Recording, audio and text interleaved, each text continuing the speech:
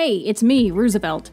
The Natlan story teaser has been released, and that fire is looking kinda lore juicy. Are you a little sacred flame? A cute little spark of divinity? Oh, you.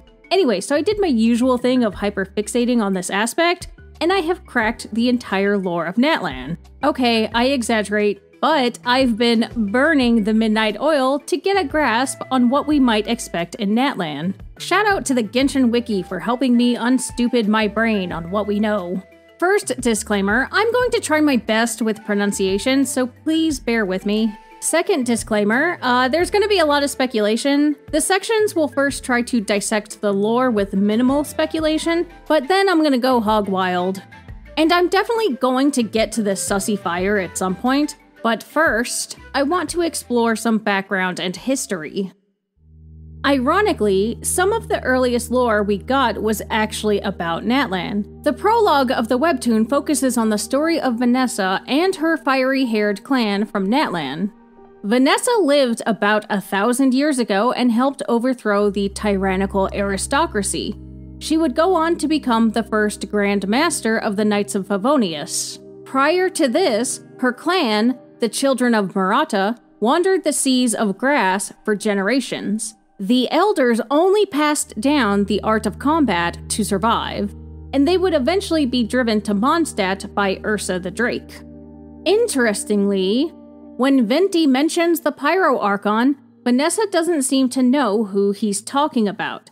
He explains that when he knew the Lady of Fire, or the Lady of War, the people of Natlan would perform rites of combat. Given he's reminiscing and this takes place 1,000 years ago, these memories are certainly from a while back, and this may have been the original Pyro Archon. We know from some voice lines that only Venti and Zhongli are the originally seeded Archons. Therefore, there must have been at least 2 Pyro Archons, an original and current, and any in between. But speaking of leaders, we also now know Natlan similarly had a problem with tyrannical rule. There was an era when Natlan was ruled by a half-man tyrant, and the dragons, or Saurians, were enslaved by people. The Unfinished Reverie flower describes this king and the order that none should ever again give ear to the instructions left by the deep messengers of Twilight, the distant ancestors, and the First Ascended. So to me, this sounds like the era right after the Heavenly Envoys ceased communicating with humanity, and there also being a not-so-human king could roughly place this in the era of the God Kings, like Deshret and Remus. So, a young man with scarlet eyes, named Yupanqui, returned home to Natlan from a city of flowing waters, probably Remuria, I'd guess. He planned to assemble a gang to overthrow the tyrant and liberate the dragons. This team would consist of a woman and a pair of twins, but they also needed someone who had intimate knowledge of the city's layout. The woman, Sukuk, would find a drunk with a half-burnt face. This was the craftsman with the knowledge they were looking for. The tyrant would be overthrown, but Yupanqui died and returned to the sacred flame, and only the woman and one of the twins survived the ordeal. There's a lot more to the story, but I recommend Silicon14's videos breaking down the artifact set and other details about Natlan.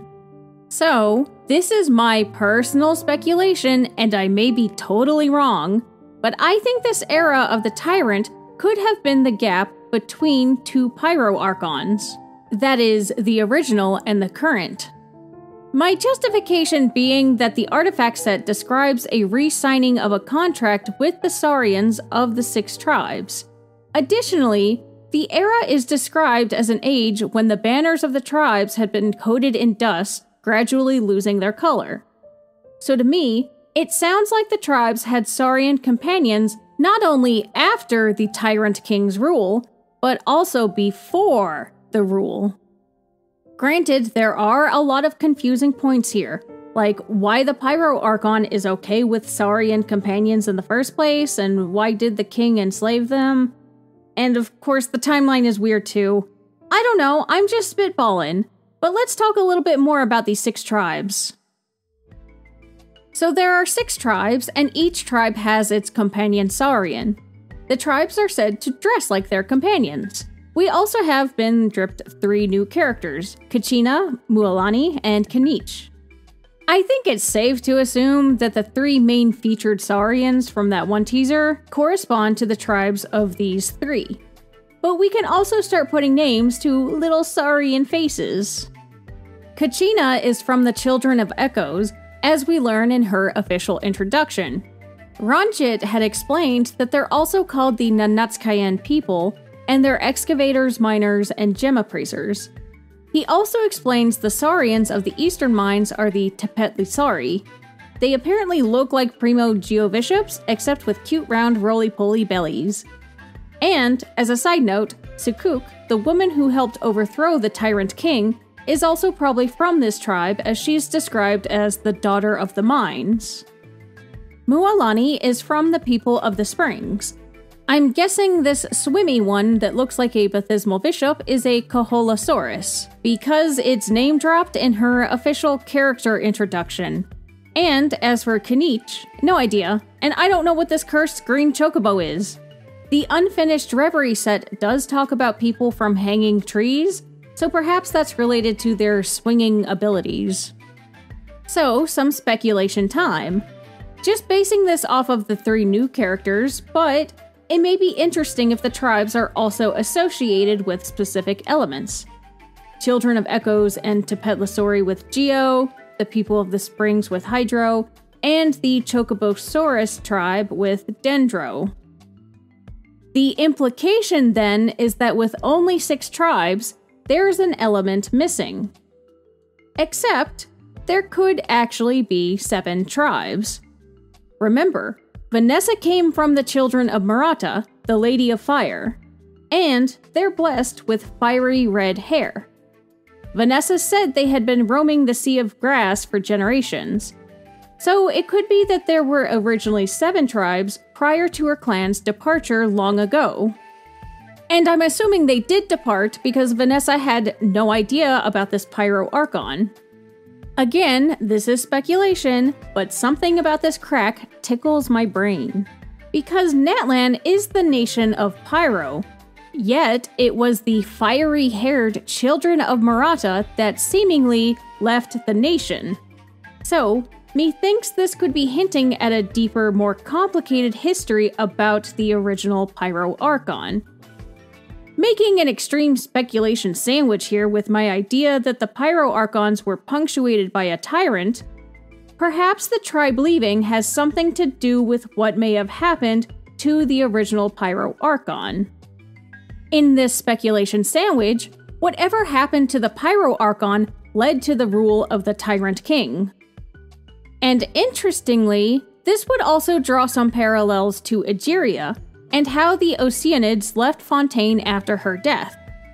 Okay, listen, I did warn you I was going to go hog wild with my speculation.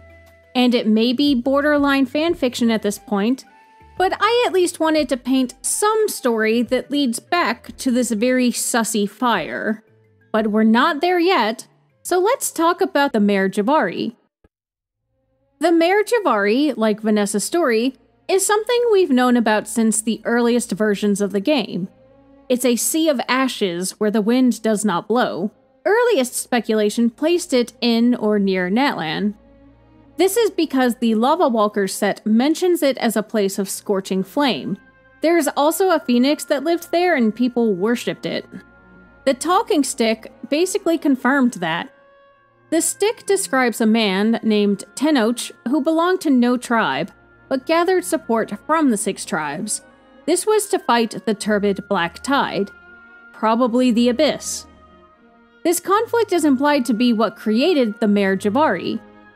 I'm not going to break down the details, but I'm going to throw up the names of those involved. Will Milk did a video a while back exploring the etymology of each one. Important note though, I'm of the opinion that this conflict wasn't the Cataclysm. This is because the Wanderers troop had traveled the Mare Jivari, and they were slightly before Vanessa's rebellion against the aristocracy.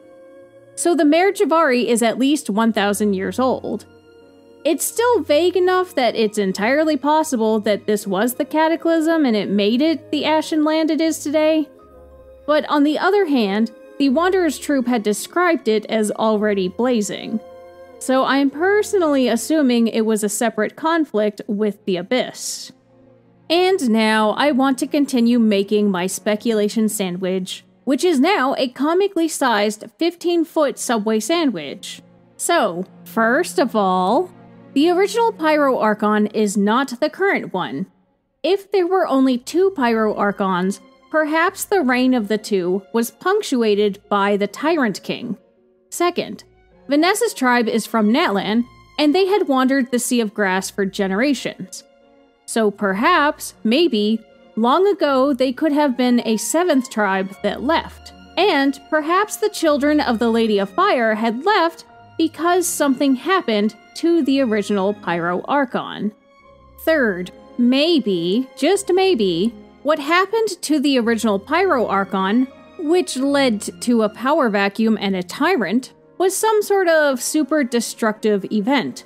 Maybe even an epic battle against the Abyss, one that created a giant region where the wind does not blow. Oh, and maybe that phoenix that was like worshipped, that lived in the Mare Jivari, is like related to this too? Obviously, I'm making a lot of stretches here, and this is contingent on some wild assumptions. But perhaps at least some ideas, when isolated, may be getting at some truth. But now, we're getting to the meat of this speculation sandwich. And also, speaking of mental gymnastics in the Delusion Olympics. Hey, did you know the Olympics are starting soon? Or maybe they've already started. I don't know. I don't really follow that. I just keep seeing it mentioned when I'm touching grass. But it struck me recently that this tower with a flame kinda reminds me of the Olympic cauldron. You know, like there's the symbol of the Olympic flame and the torch, yada yada. Which I find kinda funny, because this tournament in the Ignition trailer, to me, sounds more like sport than actual war or conflict. Anyway, the Olympic flame itself is a callback to the myth of Prometheus. Prometheus was a Greek titan who stole a hidden divine flame from the gods and gifted it to humans. So, the fire itself became an emblem of knowledge, civilization, progress, unity, and humanity. Now, I don't want to make this about Greece or Greek myths, but I don't have to. This was just a segue. See, Prometheus isn't the only thief who stole fire. Around the world, many myths surrounding the acquisition of fire involve stealing of a flame. There's even a wiki page for it. Many iterations from the Americas and Australia have an animal stealing fire from another animal, and often then giving it to humans.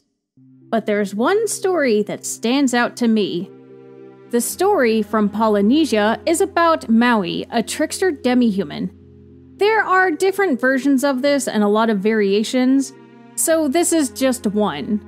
But basically, all the fire goes out in his village and he is tasked with reigniting it. He has to go see his grandmother, whose fingers or fingernails are fire itself. He lies to her to trick her into giving him all 10 of her fire fingers. And after that, humanity gained full control of fire.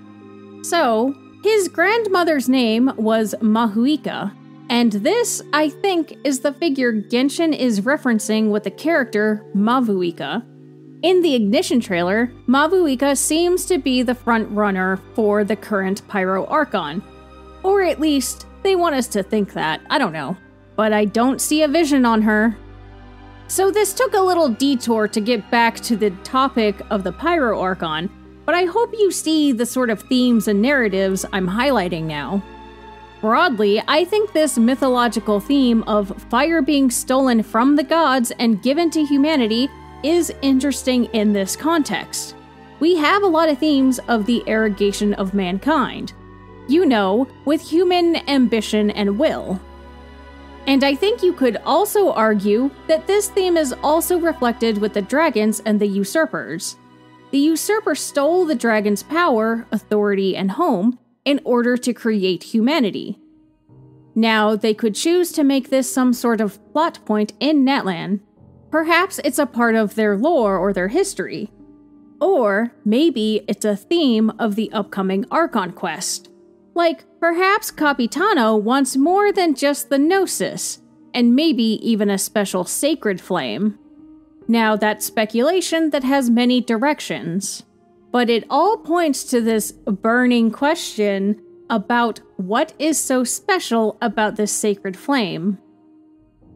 By the way, the sacred flame has been mentioned in some character introductions, and I'm assuming it's the sacred flame because if you look at the fire, it doesn't look like just any fire. It's very sussy.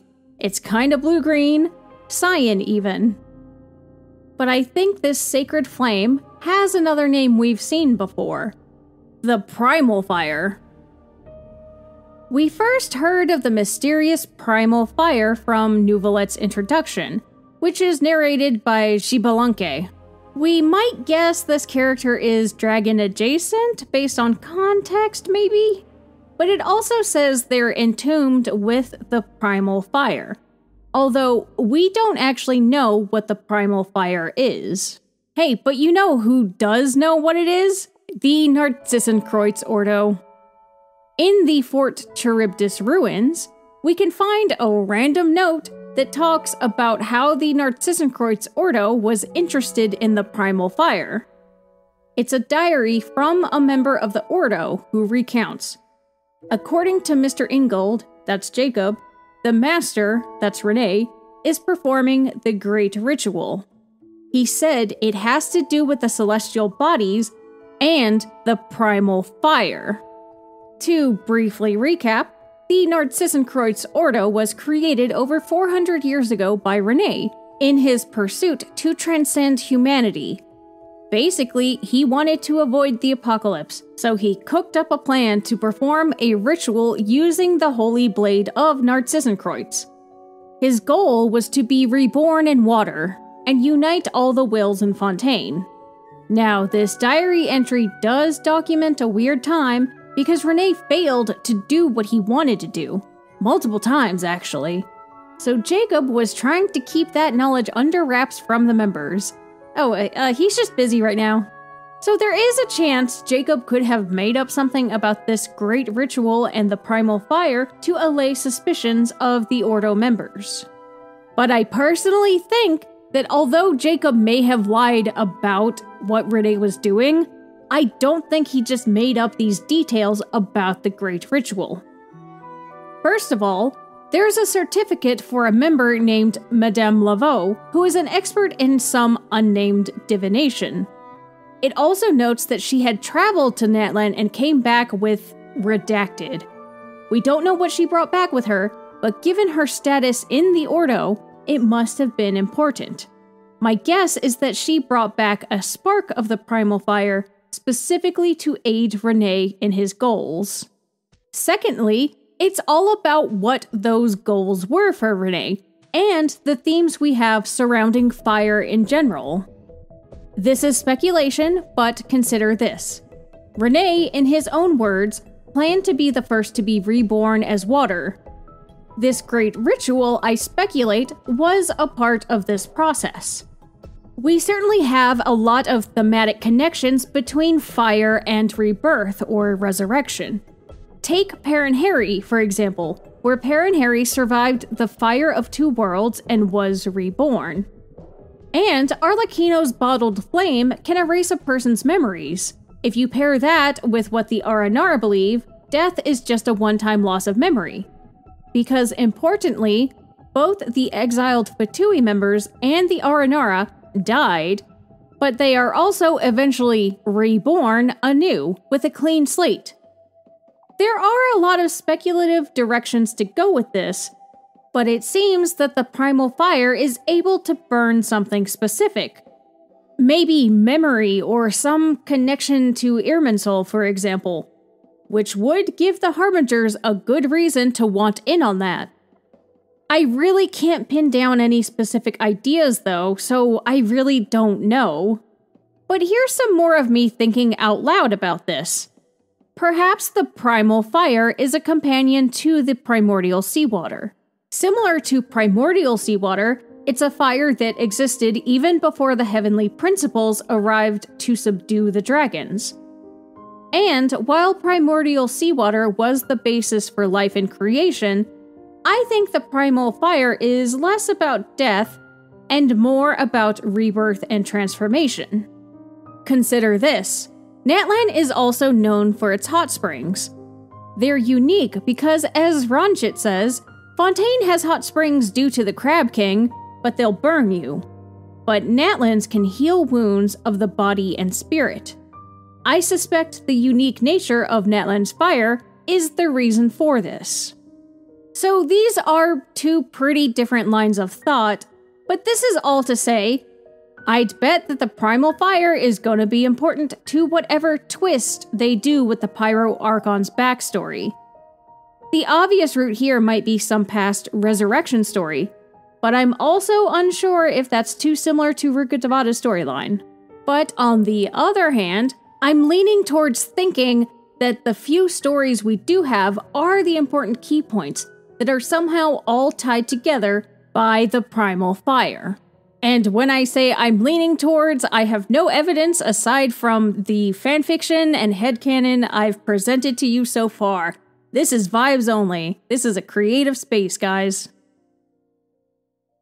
So my last thought is more of a general one about what they could do after the Natlan Archon quest. Given Mondstadt's unique connection to Natlan, with Vanessa's tribe and also Stanley's story in the Mare Jivari in Venti's first story quest, they could be setting us up for some new Mondstadt content, finally. Guys, what if Teyvat is actually around and the Mare Jivari is right next to both Natlan and Mondstadt? Okay, I'm joking, kind of. Thanks for watching. Please like and subscribe. Leave your own theories in the comments and let me know if I'm Delulu-Belt. And as always, have you checked your smoke detector? Because we are entering the Nation of Pyro and it is critical we practice good fire hazard safety. Okay, bye.